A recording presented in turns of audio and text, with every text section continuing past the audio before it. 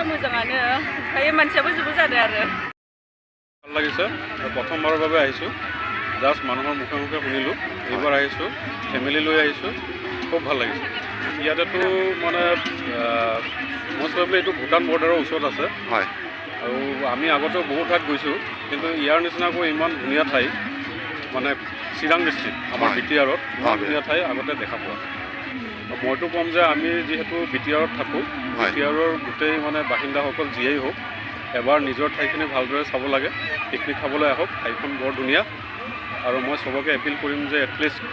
মানে এবাৰ আহি পিনে চাওক আপোনালোকৰ সকলোকে ভাল লাগিব